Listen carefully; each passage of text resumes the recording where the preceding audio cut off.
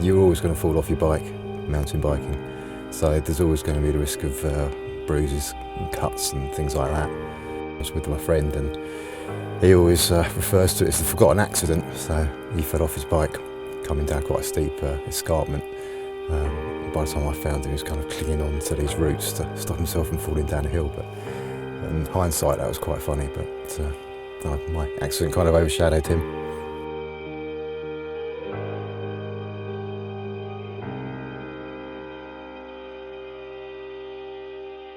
There have been a couple of high-profile mountain bikers who have broken their necks.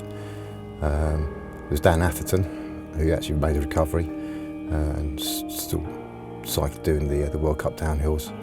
And there's another guy called Martin Ashton, who unfortunately didn't recover, so he's in a wheelchair, but he presents the Global Mountain Biking Network on YouTube. And there's lots of sort of inspirational videos of him being strapped to mountain bikes and pushed down a mountain. So you can see the enjoyment that he gets in his face, even though he can't pedal it and someone had to catch him at the bottom. I didn't think I was going to break my neck, but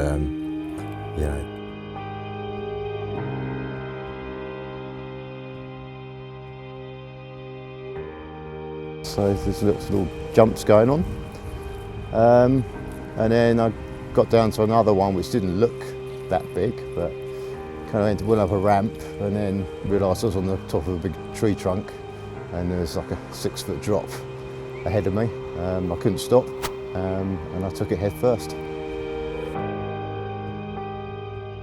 I ended up breaking up my C2 vertebrae, which is in my neck, and also the T5 vertebrae, which is halfway down my back. I had a number of ribs broken, although they never actually told me exactly how many. And then while I was in hospital, I managed to get a blood clot, which led to my lung filling up with liquid and resulted in draining about 2 litres of liquid from one of my lungs. I always thought that I might get out of hospital and get back on the bike. And, the doctor's advice to people in that situation were, it was a kind of freak accident, but you need to get back on your bike.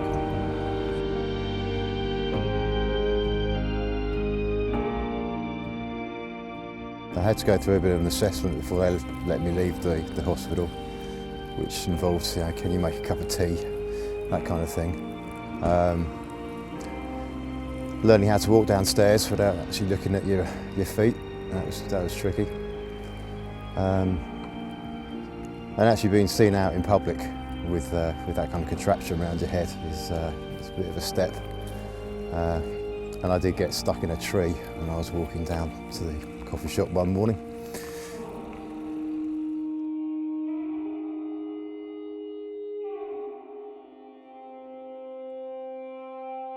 It didn't come off in the great way. I actually had a kind of a sneezing fit in the middle of the night, and the screws popped out of my head. So I was actually in a lot of pain, and we ended up getting an ambulance, and I spent most of the day in A&E while they worked out what to do with me.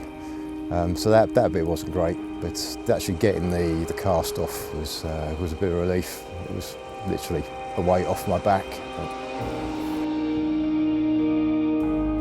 It was a good feeling. It's a good thing to be able to do that again. Struggling with fitness, so it did hurt. If you stop riding for a few weeks, then it does hurt all sorts of bits of your body. But no, I was very pleased to get back on it.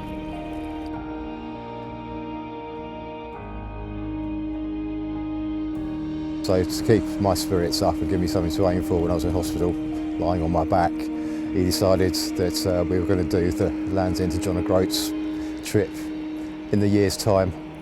So I didn't have a great deal of choice in that, so I went along with it.